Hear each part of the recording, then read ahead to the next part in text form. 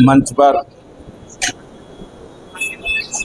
उपस्थित हमारी महिला कांग्रेस की प्रदेश अध्यक्ष ज्योति रतोला जी, डॉक्टर प्रतिभा जी, विनोद चौहान जी, मंजीत जी, बहुत सम्मानित हमारे मेरे छोटे भाई पोखरियाल जी और शिशपाल जी और उपस्थित समस्त पत्रकार भाई और बहनों, आज मैंने आप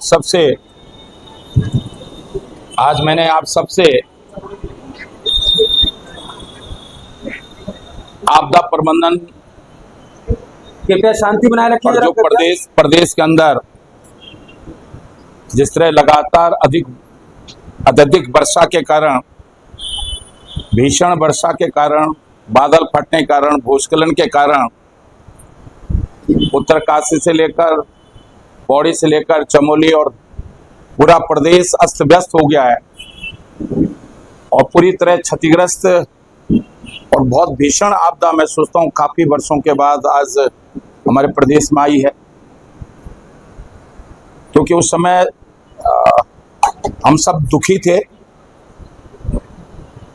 और सही मायने में चाहे स्वाधीनता दिवस हो, चाहे जन्माष्टमी हो, जैसे त्योहार भी हम सब मन से नहीं, एक तरह से जैसे जन्माष्टमी के अवसर पर, 15 स्वतंत्रता दिवस के अवसर पर, और मैंने तो अपने जीवन में मैं सोचता हूँ कि पहली बार राष्ट्र ध्वज तक नहीं फहराया मैंने इस बार। मैंने इसको कहीं ना कहीं कार्यक्रम में सम्मिलित होता था, लेकिन मेरा मन इस समय बहुत दुखी था, विचलित था।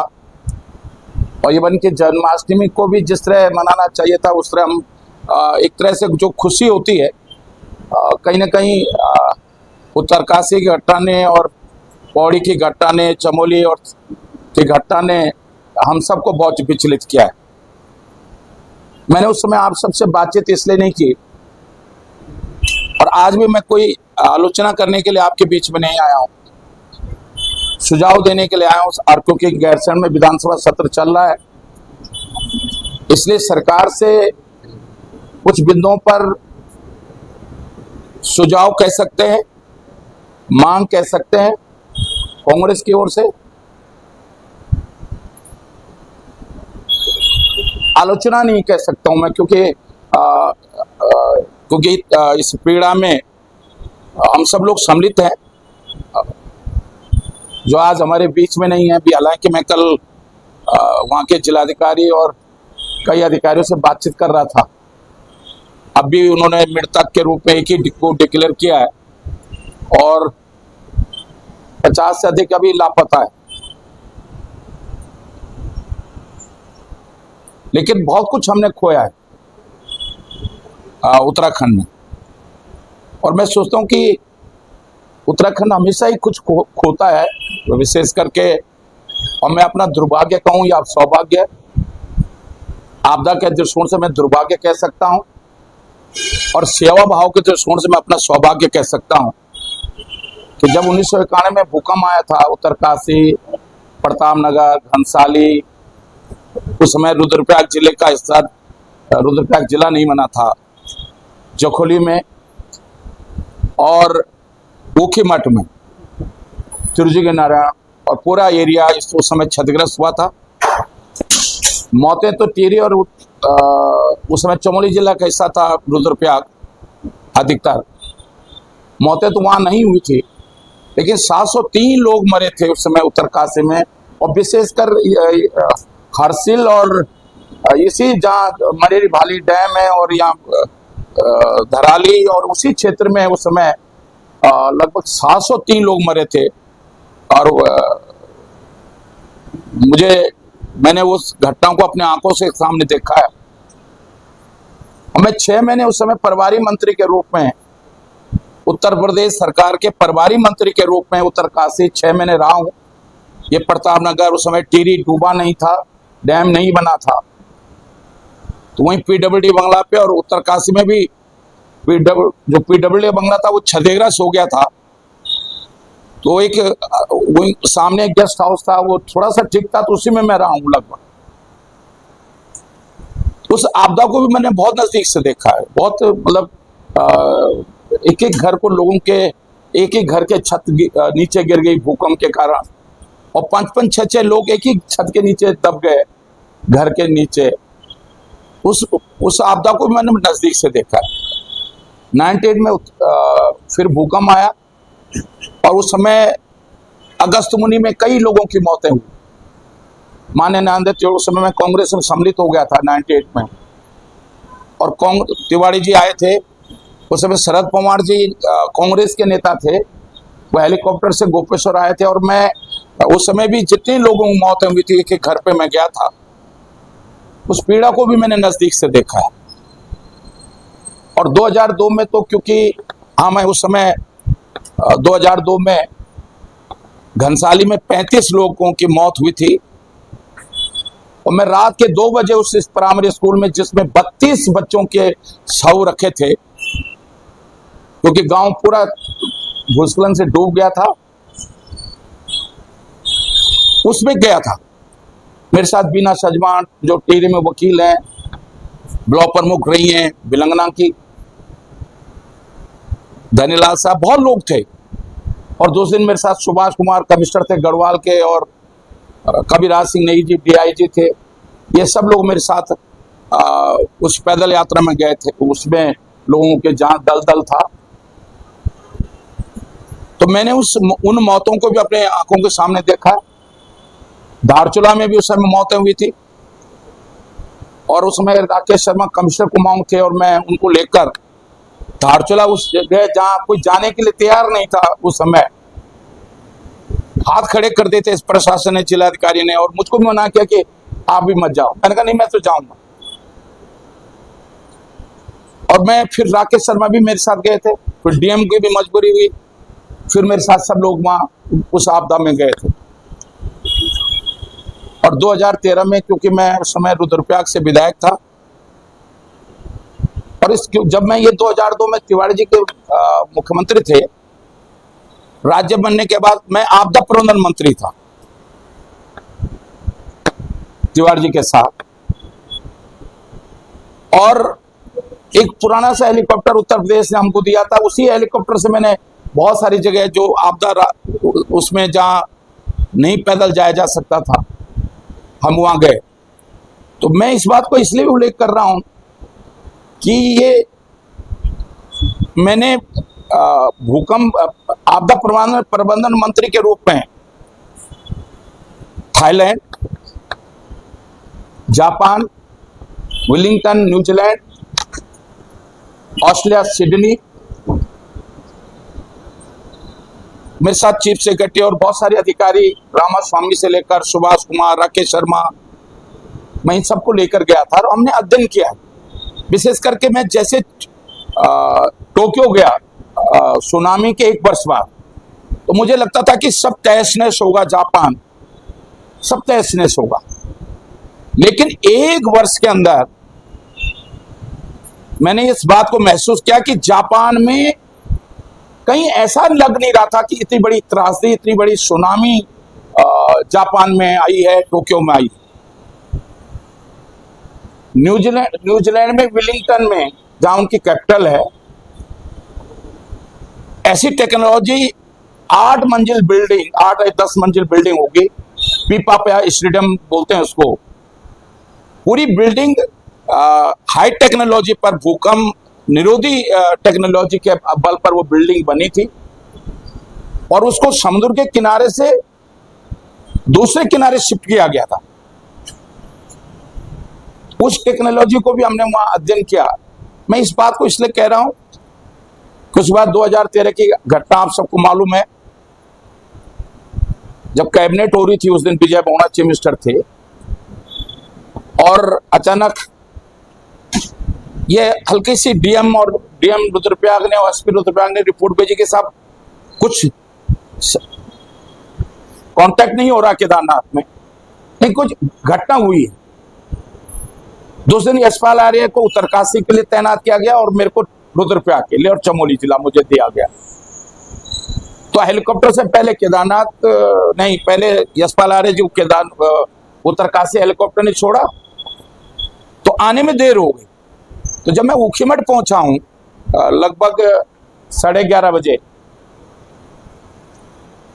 तो मेरे हेलीकॉप्टर को उठने ही नहीं दिया ऊखीमठ में लोगों ने। माता बहनें आ गई कि मेरे पति है वहां केदारनाथ में, लाओ। पुलिस नहीं थी, फोन काम नहीं कर रहे थे, वायरलेस काम नहीं कर रहा था। और फिर बहुत लोग मेरे हेलीकॉप्टर में घुस गए जब मैं हेलीकॉप्टर उड़ाने लगा। उनमें एक व्यक्ति समझदार था, उसने समझाया भाई ये व्यक्ति जब केदारनाथ जाएगा तभी तो तुम्हारे पति को, तभी तुम्हारे बेटे को, भाई को लेकर आएगा। तब बड़ी मुश्किल से वो उतरे। और जब मैं रामबाड़ा के ऊपर से गुजर रहा था मैं हेलीकॉप्टर, तो मुझे लगा कि शायद रामबाड़ा मेरी नजर दूसरी तरफ रही हुई, रामबाड़ा को मैंने देखा नहीं। केदारनाथ में भी जब, क्योंकि केवल हमारे दिमाग में तो केदारनाथ की अलग से पिक्चर थी, तो मैंने देखा कि केदारनाथ भी केवल मंदिर सा दिख रहा है, बाकी कुछ दिख नहीं रहा। और हेलीकॉप्टर को हमने गढ़वाल विकास निगम का जो 100 फीट का टैंक था, पहले मैं उस पर कूदा, फिर मैंने कूद के देखा कि भी ये हेलीकॉप्टर लैंड कर सकता नहीं कर सकता, तब हेलीकॉप्टर को हमने उस पर लैंड कराया था। मैंने आज इन सारे घटनाओं का उल्लेख इसलिए किया कि ये उत्तराखंड भूकंप के दृष्टिकोण से तराई का क्षेत्र जोन 4 में और पर्वतीय क्षेत्र जोन 5 में, जो सेंसिटिव जोन माना जाता है, जो सेंसिटिव जोन माना जाता है, 91 का जो भूकंप आया था 7 पॉइंट कुछ रिएक्टर का था। टिहरी डैम 9.9 समथिंग रिएक्टर पे डिजाइन किया गया। मैं इस बात को इसलिए कह रहा हूं कि जब टिहरी डैम बन रहा था तब भी, और जो बड़े बड़े डैम बनने की बात हुई तब भी हमने इस बात को कहा था कि बहुत बड़े डैम को, बहुत बड़े बांधों को रन ऑफ द रिवर बांध बनने चाहिए, लेकिन इससे कभी भी कोई खतरा केवल उत्तराखंड को नहीं, पूरे देश में जहां तक हमारी गंगा यमुना जाती है वहां तक पूरा खतरा हो सकता है। आज हमारे प्रदेश में जिस तरह बड़ी भीषण बारिश के कारण घटना हुई है, आज हम सरकार से ये मांग कर रहे हैं, कांग्रेस की ओर से भी और व्यक्तिगत रूप से भी, ये जो सहायता दी जाती है, मैंने केदारनाथ में भी देखा है, इतनी कम दी जाती है, वो देना ना देना बराबर है। अब हम किसी का परिवार का कोई सदस्य चला गया, आज हमारे बीच में नहीं, हमने खो दिया, हम उसे लौटा तो नहीं सकते हैं, हम उसके दुख को दूर तो नहीं कर सकते हैं, लेकिन उसके आंसू पोंछने का काम प्रदेश की जनता, देश की जनता, प्रदेश की सरकार, देश की सरकार उसके आंसू पोंछने का काम तो कर सकती है। मैं मानता हूं कि आपदा कब आ जाए, किस रूप में आ जाए, कहां आ जाए, इसको कहा नहीं जा सकता है, लेकिन उससे कम नुकसान हो। भूकंप आना तो आएगा, बारिश तेज होनी तो होगी, लेकिन उससे कम नुकसान हो, उस आपदा से कम नुकसान हो, इससे हम अपने प्रदेश को, अपने प्रदेश की जनता को बचा सकते हैं। दुर्भाग्य से राज्य बनने के पिछले 25 वर्षों में हमने विकास के नाम पर उत्तर प्रदेश और बिहार की तर्ज पर हम उत्तराखंड का विकास कर रहे हैं कि गांव में सड़क मांगी, 5 परिवार गांव में रह रहे हैं, हमने 25 किलोमीटर 5 परिवारों के लिए सड़क बना दी। 1 किलोमीटर सड़क, कच्ची सड़क पे 1 करोड़ रुपए खर्च होता है, पक्की करने में 2 करोड़ रुपए खर्च होता है। 50 करोड़ रुपए हमने 5 या 10 परिवारों के लिए खर्च कर दिया और पूरा पहाड़ कट गया। अगर आप कभी हेलीकॉप्टर से जाओगे तो आपको लगेगा पूरा पहाड़ कट गया है। हम सड़क बनाने में जो टेक्नोलॉजी का यूज होना चाहिए था कि भाई हम पहाड़ को कट कर रहे हैं तो उसको जेसीबी से या ट्रैक्टर से उसको मलबा को ट्रक से मलबा हटाते हैं। एक तो जब जेसीबी से हम पहाड़ काटते हैं तो कच्चा हो जाता है, ब्लास्टिंग करते हैं पहाड़ कच्चा हो जाता है, और फिर जहां नदी में या सड़क काट के नीचे डालते हैं तो बड़े बड़े पत्थर जहां गिरते हैं वहां भी जमीन को कच्चा कर देते हैं। दूसरा कि हम कोई भी बिल्डिंग बनाए उसमें तड़ित बिजली, जो ये बादल फटने का जो घटनाएं होती हैं, उससे हम अपने प्रदेश को बचाने की कोशिश कर सकते हैं कि अगर इस तरह हम पहाड़ों में हर जगह जैसे बड़े बड़े होटल बनते हैं तो उसमें तड़ित बिजली का, तो जैसे ही बादल फटता है तो वो सीधे बिजली उस पर आ जाती है और वो जमीन में उसके अर्थिंग हो जाती है और उससे कोई नुकसान नहीं होता है। तो हम पहाड़ों के चोटियों पर या भवनों के बड़ी बिल्डिंग, होटल है, घर है, उन पे अगर उसका प्रयोग करें तो हम बहुत बड़े नुकसान को, उत्तराखंड के बहुत होने वाले बड़े नुकसान को बचा सकते हैं। मैंने आपदा प्रबंधन मंत्री रहते हुए पहले जिलों में आपदा प्रबंधन केंद्र नहीं था, केवल एक सचिवालय में था, मैंने जिले स्तर पर पहुंचा है। लेकिन दुर्भाग्य है कि 25 सालों में आपदा प्रबंधन केंद्र जिस तरह क्रियाशील होना चाहिए था, जिस तरह एक्टिव होना चाहिए था, आज भी उपनल के कुछ कर्मचारी, कुछ ऑन डेप्यूटेशन के कर्मचारियों के बलबूते पर जिले के आपदा प्रबंधन केंद्र चल रहे हैं। और नतीजा क्या होता है, जब कोई दुर्घटना होती है, कोई आपदा आती है, तो हमारी मशीनरी को एक्टिव होने में या मौके पे जाने में, सहायता पहुंचाने में इतना समय लग जाता है कि वो सहायता नहीं होती, फिर मदद नहीं हो सकती। इसलिए हम आज सरकार से मांग कर रहे हैं कि प्रदेश के अंदर आपदा प्रबंधन विभाग को एक मुख्य विभाग के रूप में स्थापित किया जाए। जिला स्तर पर इसको, तहसील स्तर पर आपदा प्रबंधन इकाइयों का गठन किया जाए।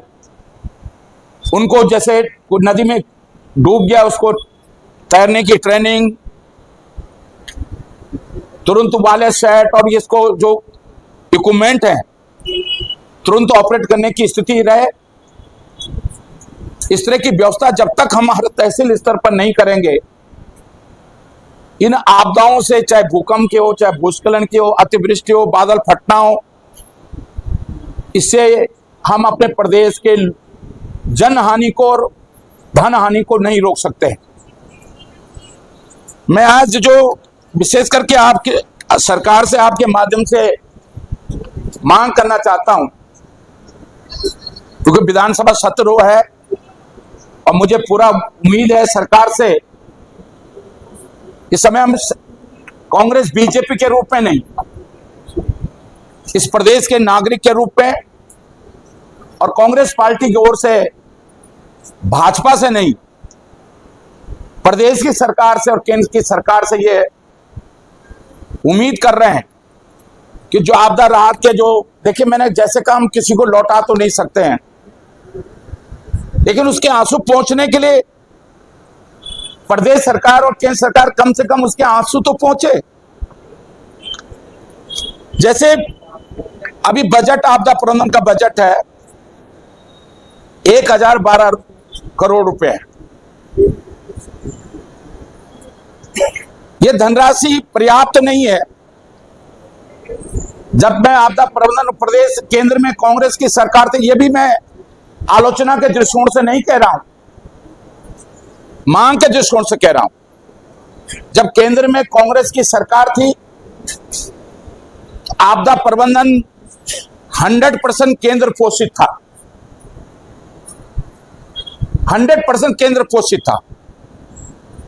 सारा पैसा केंद्र सरकार आपदा प्रबंधन में देती थी, और आपदा प्रबंधन ही एक ऐसा बजट है जो लैप्स नहीं होता। जैसे उदाहरण के लिए इस वर्ष 1012 करोड़ रुपया है, उसमें 800 करोड़ खर्च हो गए, तो 312 करोड़ जो बच जाएंगे वो अगले वर्ष में काम आएंगे। केवल आपदा प्रबंधन ही एक ऐसा विभाग है जिसका बजट लैप्स नहीं होता है। जब तक केंद्र में कांग्रेस की सरकार थी, मैं आपदा प्रबंधन मंत्री था, 100% यह केंद्र पोषित योजना थी। वर्तमान में यह योजना 90% केंद्र पोषित और 10% राज्य पोषित हो गई। हिल स्टेट में उत्तराखंड, हिमाचल, कश्मीर और नॉर्थ ईस्ट, और बाकी राज्यों में 20% के प्रदेश का और 80% केंद्र का इसमें सहयोग रहता है इस बजट में। तो मेरी मांग है कि पहले की तरह ये केंद्र पोषित 100% केंद्र पोषित योजना होनी चाहिए। विशेष करके जो 10% हिल स्टेट के लिए 10% है, ये 100% हमारे जो हिमाचल है, कश्मीर है, सेंसिटिव प्रदेश है, नॉर्थ ईस्ट है, ये 100% केंद्र पोषित होनी चाहिए। प्रदेश सरकार के पास इतने संसाधन नहीं होते हैं। ये मांग मैं भारत सरकार से कर रहा हूं। और 1012 करोड़ के बजाय उत्तराखंड जैसे प्रदेश में कम से कम 4000 करोड़ रुपया, और कम से कम हो तो 2500 करोड़ रुपए कम से कम उत्तराखंड में, क्योंकि सड़कें टूट जाती हैं अतिवृष्टि के कारण, बहुत नुकसान होता है। तो कम से कम 2500 करोड़ रुपया कम से कम हमारा प्रदेश का बजट होना चाहिए, क्योंकि इसमें सड़कें, स्कूल, सब कुछ इसी में मरम्मत होती है। दूसरा, मैं अभी इन्होंने 40 करोड़ आवंटन किया है उत्तरकाशी और पौड़ी जिले में। अभी इस आपदा के बाद 40 करोड़ इन्होंने आवंटन किया है। इसमें और तेजी लाई जानी चाहिए।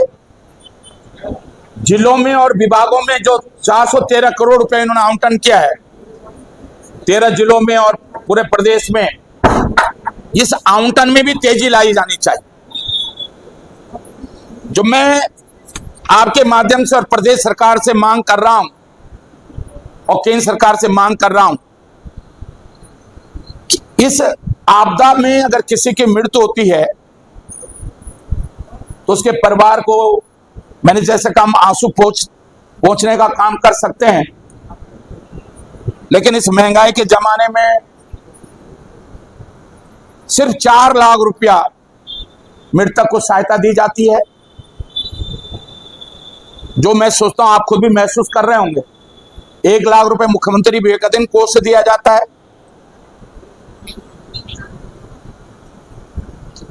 5 लाख दिया जाता है, और 2 लाख रुपए केंद्र प्रधानमंत्री राहत कोष से दिया जाता है।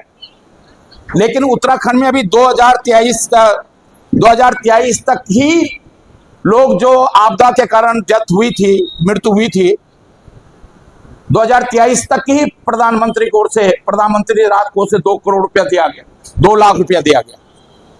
24 और 25 में होने वाली जितने दुर्घटनाएं हैं, जितने मृत्यु हुए, उनको अभी कोई सहायता नहीं दी गई। मैं अपनी ओर से भी और प्रदेश कांग्रेस पार्टी की ओर से भी केंद्र सरकार और प्रदेश सरकार से मांग कर रहा हूं कि कम से कम 25 लाख रुपया, देखिए हम 25 लाख देके किसी को लौटा तो नहीं सकते हैं, उसके बेटे को, उसकी पत्नी को, उसकी मां को, उसके बाप को लौटा तो नहीं, भाई को लौटा तो नहीं सकते हैं, लेकिन एक सहयोग, एक कह सकते हैं, उसके आंसू पोंछने का काम कर सकते हैं।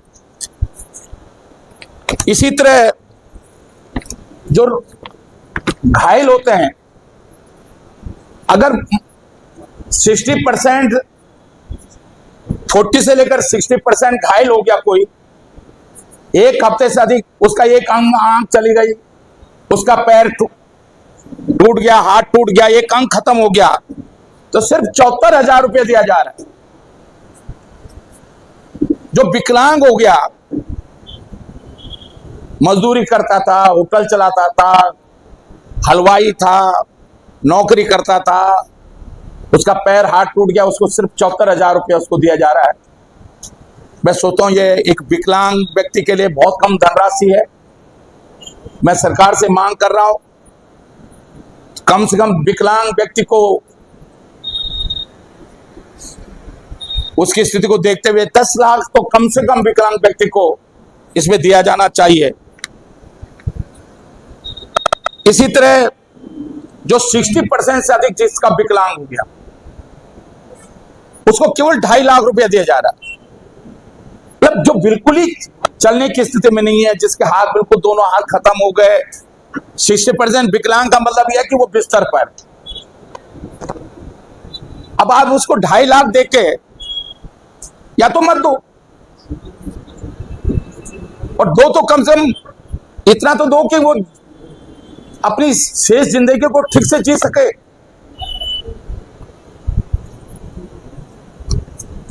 इलाज में क्या दे रहे हैं? एक सप्ताह से अधिक कोई बीमार अगर इस आपदा के कारण हॉस्पिटल में रहता है तो उसके इलाज पे 16,000 खर्च करेंगे। अरे भाई, एक तो उसने घर बह गया, दुकान बह गई, हॉस्पिटल में है, और उसके इलाज पे अगर माना 10, 20, 25,000 खर्च हो रहा है। मेरी मांग है कि आपदा के कारण कोई भी व्यक्ति घायल होता है या बीमार होता है, उसका इलाज होना है तो उसका इलाज का खर्च पूरा का पूरा 16,000 और 5400 रुपया, जो एक सप्ताह से कम भर्ती रहता है उसको 5400 रुपया। तो हमारा कहना है कि पूरा इलाज सरकार को निःशुल्क करना चाहिए, ये हम सरकार से मांग कर रहे हैं।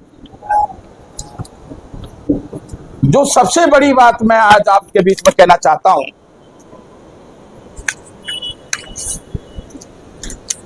जैसे अभी दराली में घर बह गया, कपड़े बह गए, बर्तन बह गए, तो ये क्या कर रहे हैं कि 2,500 रुपये कपड़ों के लिए, उसके खाने के लिए, बर्तनों के लिए 2,500 रुपये देंगे। आप मुझे बता दो, प्रेशर कुकर लेना है, उसको चूल्हा लेना है, कुछ लेना है, 2,500 में क्या राशन लेना है, क्या उसको, मतलब ये तो मजाक है। मैं सोचता हूं उस पीड़ित व्यक्ति के साथ जो आपदा से दुखी है, पीड़ित है, उसके साथ आप उसका सहायता देने के बजाय आप उसको और कष्ट दे रहे हैं। 2,500 रुपये देके भीख जैसे दे रहे हैं। वो भीख थोड़ी मांग रहा है आपसे। कृषि में खेत बह गया, 47,000 रुपये प्रति हेक्टेयर दे रहे हैं। हमारे यहाँ 12.5 बीघा होती है 1 हेक्टेयर में, लगभग 47-48 नाली जमीन होती है 1 हेक्टेयर में। एक नाली पे कितना दे रहे हैं? 700-800 रुपए दे रहे हैं। पूरा खेत बह गया और तब उसको आप 700-800 दे रहे हैं, और वो भी तहसील में जाके लेगा, उसको आने जाने का किराया उतना लग जाएगा जितना उसको मुआवजा नहीं मिले। इसी तरह बागवानी के लिए 8,500 रुपया। आपका फसल बह गई, आपका सेब का बगीचा बह गया, आपका अमरूद का बगीचा बह गया, जमीन सही 8,500 रुपया आप दे रहे हैं, वो भी पर हेक्टेयर, नाली नहीं। 12.5 बीघा जमीन पे आपका बगीचा है, माना सेब का बगीचा है, नाली 45-46 नाली हो गई, 3.25 नाली का 1 बीघा होता है। 12.5 बीघा का 1 हेक्टेयर में कितना होता है? हाँ, लगभग 47 नाली आएगी। 200 स्क्वायर मीटर की 1 नाली होती है, और 1 बीघे में 3.25 नाली होती है। उससे अंदाज लगा लो, उसके 7,800 दे रहे हैं आप बगीचे का, तो क्या मिलेगा उसको? कुछ मिलेगा ही नहीं। गाय भैंस के लिए आप 32,000 रुपए दे रहे हैं, बहुत कम धनराशि। आज आप मुझे बताओ तो एक भैंस कितने की आ रही है? कितने की आ रही है? 1 लाख से कम की नहीं है। गाय भी ऐसी है। अब आप 32,000 देकर, मैं सोचता हूं ये मजाक है उस पीड़ितों का, उन आपदा पीड़ितों के साथ ये मजाक आप कर रहे हैं। घोड़े खच्चर के लिए 32,000 रुपए दे रहे हैं, बकरी भेड़ के लिए 4,000 रुपए दे रहे हैं। ये धनराशि मैं सोचता हूं इतनी कम धनराशि है, ऊंट के मुंह में जीरे की जैसी स्थिति भी नहीं है। और सही मायने में यह मजाक है आपदा पीड़ितों के साथ, उन दुखी लोगों के साथ प्रदेश की सरकार, केंद्र सरकार मजाक कर रही है। मैं जो सबसे बड़ी बात कहना चाहता हूं, जैसे मृतक के लिए मैंने कहा 4 लाख, एक 5 वेतन को मिला के 5 लाख, ऐसे घर के लिए मैदान में अगर पक्का घर है तो 1,20,000, पहाड़ में कच्चा घर है, पक्का घर है 1,30,000। जो मैं घर के लिए और मकान के लिए, और इसमें दुकान नहीं है, होटल नहीं है, इसमें दुकान होटल नहीं है, इसमें मैं आपके माध्यम से प्रदेश की सरकार से, केंद्र सरकार से मांग कर रहा हूं, ये नियम केदारनाथ की जो आपदा थी उसमें भी थे, लेकिन मैंने उसमें प्रभारी मंत्री के रूप में कैबिनेट में, उत्तराखंड कैबिनेट में प्रस्ताव लाया और मैंने पहली बार भारत सरकार से बातचीत की। उसमें मनमोहन सिंह जी प्रधानमंत्री थे, उनसे मिलने के लिए विजय बहुगुणा में गए थे, चीफ सेक्रेटरी गए थे, और हमने उनसे मांग की कि होटल, दुकान, जो कॉमर्शियल यूनिट है, जो क्षतिग्रस्त हुए हैं, उनको भी भीख नहीं, जितना आंकलन करके उसको, उसकी क्षति हुई, अगर 1.5 करोड़ का होटल था, 1.5 करोड़ की दुकान थी, 1 करोड़ का मकान था, तो पूरी सहायता दी जाएगी। जितना नुकसान हुआ है उसकी पूरी भरपाई प्रदेश सरकार और केंद्र सरकार मिलकर करेगी। और ये शासनादेश हमने भारत सरकार के सहयोग से उत्तराखंड की उस आपदा में लागू किया था। मेन मुख्य रूप से जो आज मैं आपके बीच में मांग कर रहा हूं, क्योंकि इसमें दुकान, जितने होटल, लगभग 50 से अधिक होटल जो क्षतिग्रस्त हुए धराली में, इनकी प्रदेश सरकार की जो गाइडलाइंस है, जियो है भारत सरकार का, उसमें होटल को कवर नहीं किया गया, कॉमर्शियल को कवर नहीं किया गया, दुकान को कवर नहीं किया गया। और इसलिए हम मांग कर रहे हैं कि जिस तरह हमने केदारनाथ में, केदार घाटी में जब आपदा आई थी 2013 में, हमने प्रदेश सरकार ने भी और केंद्र सरकार से मांग करके हमने नॉर्म्स चेंज किए थे, और हमने कहा था कि हम जिसका जितना नुकसान, उसकी भरपाई प्रदेश सरकार करेगी, केंद्र सरकार करेगी। ये हमने उस समय आपदा प्रबंधन के नियमों में परिवर्तन किया था उस समय के लिए। तो आज हम प्रदेश सरकार से भी मांग कर रहे हैं कि प्रदेश सरकार भी जो नुकसान इस आपदा में जितना नुकसान हुआ है, किसी का 50 कमरों का होटल था, पूरी जिंदगी की कमाई उसने लगा दी थी, उसकी भरपाई करने के लिए प्रदेश सरकार निर्णय करे और 2013 की तरह सहायता पहुंचाने का काम करें। ये उम्मीद हम प्रदेश की सरकार से कर रहे हैं। विद्यालयों के लिए जियो में केवल 2 लाख रुपया, जो प्राइवेट विद्यालय है, नहीं प्राथमिक विद्यालय है, अगर वो क्षतिग्रस्त हो गया कि उसकी मरम्मत जीर्णोद्धार के लिए 2 लाख रुपया। आप मुझे बता दो, 3 कमरे का प्राथमिक विद्यालय है, 4 कमरे का प्राथमिक विद्यालय है, वो क्षतिग्रस्त हो गया, 2 लाख में कोई बिल्डिंग बनेगी क्या? हमारा कहना यह है कि जितने में अगर 4 कमरे थे प्राइमरी स्कूल के भवन पर, वो 4 कमरे में जितने में बने, जो भी एस्टिमेट बने, जो भी कार्य थे, सस्ता एस्टिमेट बनाया उसका, वो सहायता दी, वो मदद की जानी चाहिए। स्वास्थ्य केंद्र, जैसे प्राथमिक स्वास्थ्य केंद्र है, गांव में होते हैं सरकारी, अब वो भी क्षतिग्रस्त हो गए, उसको भी 2 लाख रुपए उसके जीर्णोद्धार पे इस नियम के तहत दिया जाएगा। हमारा कहना है कि उसके लिए भी पूरी तरह प्रदेश की सरकार और केंद्र सरकार उस स्वास्थ्य केंद्र को बनाने में मदद करे। पंचायत भवन, आंगनबाड़ी के भवन भी जब क्षतिग्रस्त हो जाते हैं, उसको भी 2.5 लाख रुपए उसके जीर्णोद्धार और मरम्मत के लिए दिया जा रहा है आपदा प्रबंधन के नियम में। इस पर भी हमारी मांग है कि जितना भी उस प्राथमिक, उस पंचायत भवन या उस आंगनबाड़ी केंद्र को बनाने में जो भी एस्टिमेट है, जो भी खर्चा है, वो प्रदेश सरकार आपदा प्रबंधन से, केंद्र सरकार आपदा प्रबंधन मद से उसको सहायता देने का काम करे।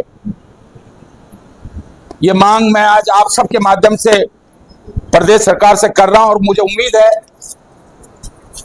मैं कई समाचार देख रहा था कि प्रदेश सरकार, समाचार था कि धामी की सरकार आप बहुत टूटी सड़क और ऊबड़ खाबड़ सड़क और बहुत भीषण आपदा में गैरसैंण पहुंची। अरे हमारा प्रदेश ही आपदा प्रभावित प्रदेश है, हम सब लोग पहाड़ के लोग हैं, गांव में रहने वाले लोग हैं। अगर हम गैरसैंण पहुंच गए तो कोई बहुत बड़ा कोई एवरेस्ट पे थोड़ी चढ़ गए या अंतरिक्ष में मंगल पे थोड़ी चले गए कि बहुत बड़ा ऐसा प्रचार किया जा रहा है कि भाई इस भीषण बारिश में मैं नाम ही नहीं ले रहा हूं, उनकी सरकार पहुंची गैरसैंण। अरे भैया, जो गैरसैंण में इतने सारे लोग पहले से रह रहे हैं, तुम तो 3 दिन के लिए, 4 दिन के लिए पहुंचे, लोग तो वहां पहले से ही रह रहे हैं। और फिर हमने राज्य क्यों मांगा था भाई? इसलिए तो राज्य मांगा था। अगर हम आज ये कह नहीं साहब हम पहाड़ में कैसे चले जा रहे हैं, अरे हम पहाड़ी हैं, पहाड़ में नहीं जाएंगे तो कौन से बड़ी बात हो गई। तो मैं इसलिए कह रहा हूं, लेकिन चलो वो सरकार कम से कम पहुंच गई गैरसैंण। अब गैरसैंण आपदा में पहुंच गई, आपदाओं को पार करते हुए, टूटी हुई सड़कों पे पार करते पहुंच गए। अब मैं उम्मीद कर रहा हूं मुख्यमंत्री भी शायद पैदल तो नहीं गए होंगे, लेकिन सड़क से गए होंगे। मुझे नहीं मालूम सड़क से गए कि हेलीकॉप्टर से गए हैं, अब मुझे नहीं पता। मुझे आप बता रहे हो हेलीकॉप्टर किससे गए हैं? पंकज ज्यादा पता रहता है ना, पंकज ज्यादा नजदीक है ना। आपकी सरकार में जब मुख्यमंत्री वहां से गए हेलीकॉप्टर किसी भी, देखो मैं इससे क्या कह रहा हूं, मैं देखो सरकार मैंने कहा मैं यहाँ आलोचना, मैं इस समय कांग्रेस बीजेपी की बात नहीं कर रहा हूं, मैं सरकार की बात कर रहा हूं। मैं ना कांग्रेस की बात कर रहा हूं ना बीजेपी की बात कर रहा हूं, मैं तो इस समय सरकार की बात कर रहा हूं। सरकार हेलीकॉप्टर में गई या बाय रोड गई ये तो मुझे नहीं मालूम, लेकिन आप कह रहे हो कि हेलीकॉप्टर से गई, और सरकार हेलीकॉप्टर में जाती है तो हेलीकॉप्टर में कौन सा दिक्कत होगी भाई? पंकज को भी ले जाते हैं हेलीकॉप्टर में, क्या होगा? मैं तो बहुतों को ले गया केदारनाथ हेलीकॉप्टर में, जब आपदा आई थी। आप बहुतों को ले गए, अब तुम देहरादून छोड़ ही नहीं चाह रहे थे।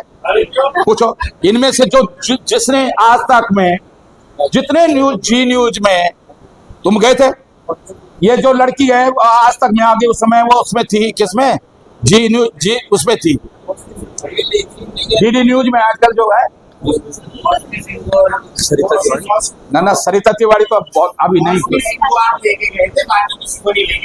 किसको ले गया था? हाँ, मौसमी सिंह को ले गया था, रीमा को, आज तक वाली रीमा को ले गया था, जो एडिटर है आज तक का उसको ले गया था, एडिटर है देहरादून के किसी पत्रकार को, देहरादून के बहुत पत्रकारों को ले गया था। मैं पंकज में तुम्हें बताऊं, जिन भी पत्रकारों को ले गया मैं, जैसे माने तुमने कहा न्यूज 18 में तुम थे, उसमें ईटीवी था, न्यूज 18 नहीं था, तुमने कहा हमारे एडिटर को ले जाओ। रावत जी हाँ आपने पहले से बात की जब आपने कहा उस वाले सरकार को सलाह दे रहा हूँ, सलाह करते देते देते सारा सवाल घेर दिया आपने तो। नहीं, मैंने घेर नहीं रहा हूं, मैं सरकार को घेर नहीं रहा हूं। और कैसे घेरते हैं? मैंने ये कहा, सर आप कैसे घेरते साहब? अब मैं आपसे क्या कह रहा हूं, जो मैंने अब तक बोली मांगे करी, वो सुझाव दिए, मांग की, ठीक है। ये बात तो मैं इसलिए कह रहा हूं कि भाई अगर आज सरकार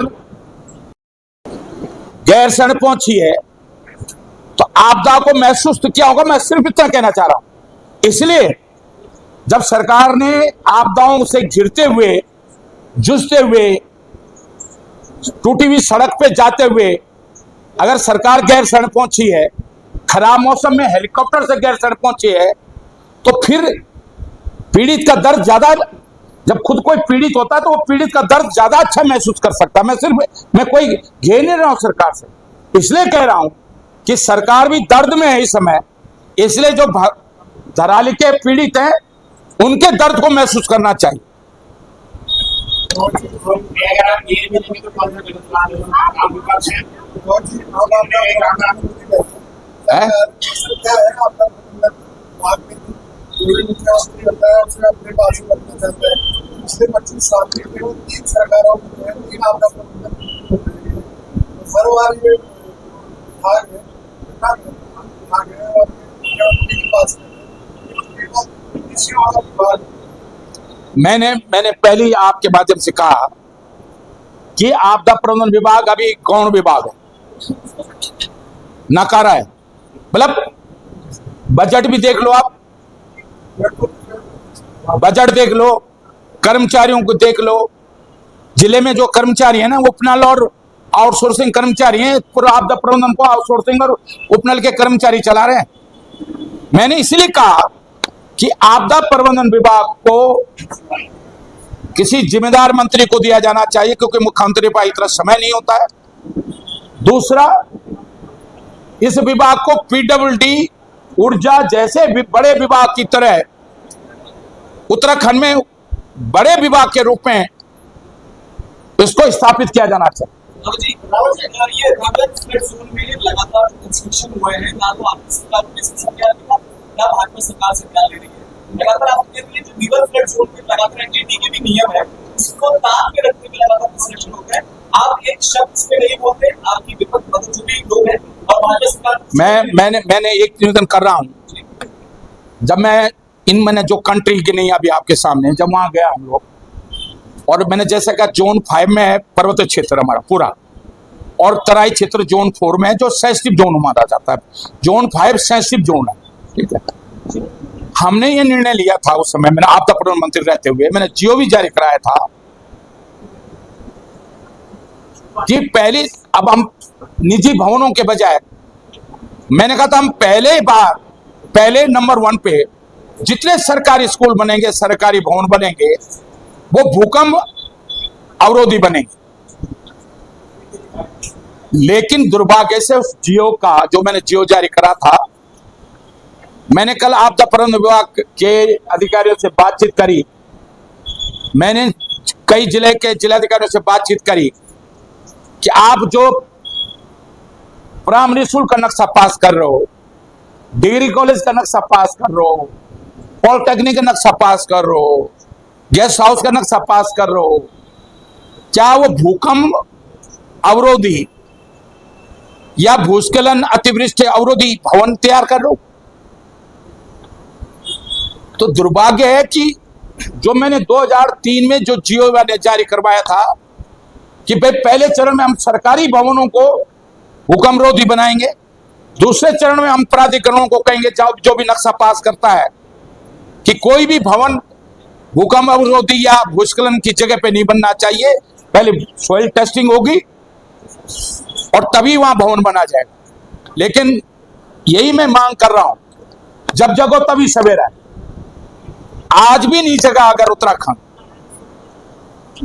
आज भी सरकार नहीं जगी और इसी तरह के निर्माण होते रहे, जो भूकंप भूस्खलन क्षेत्रों में, नदियों के किनारे, खड़े पहाड़ों के नीचे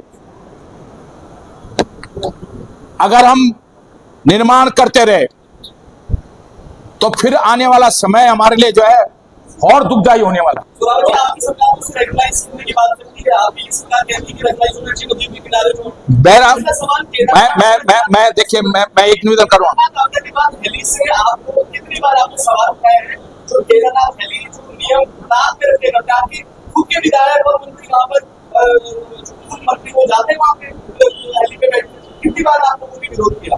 आपने जो बातें कही उसकी कंट्रडिक्शन यही है कि आप लोग वही करते हैं जो सरकार नहीं कर रही।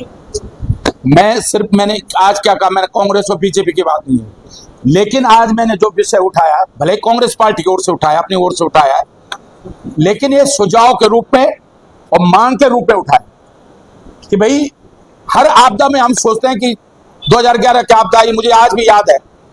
हमने कहा नहीं भाई, अब कोई भी भवन केदारनाथ घाटी बनेगा, हम भूस्खलन, अतिवृष्टि, उन सारे नियमों का पालन करेंगे। और फिर वही हुआ, हम जग नहीं रहे। मैं किसी सरकार को नहीं कह रहा हूं, इसलिए मैंने कहा ना, मैंने कांग्रेस बीजेपी की नहीं है, लेकिन क्योंकि आज हम विपक्ष में, भाजपा सरकार में है, कल भाजपा विपक्ष में होगी, हम सरकार में होंगे, उनको भी सुझाव हमसे, जैसे सुझाव आज हम दे रहे हैं, हमारी सरकार अगर कोई कमियां करेगा यही सुझाव उनको देने चाहिए। जब भी आपदा आती है कि आपदा प्रबंधन को मजबूत किया जाएगा। आज भी 14 दिन से आगे आने की बात है, वो कनेक्टिविटी नहीं कर पाए, कितना मजबूर है। मैंने कहा ना, बहुत कमजोर है, हाशिए पे है।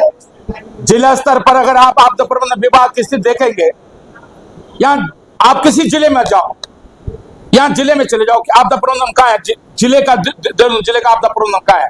आजकल तो हो सकता होगा, तो वहां उपनल के कर्मचारी और वही चला रहे हैं बस।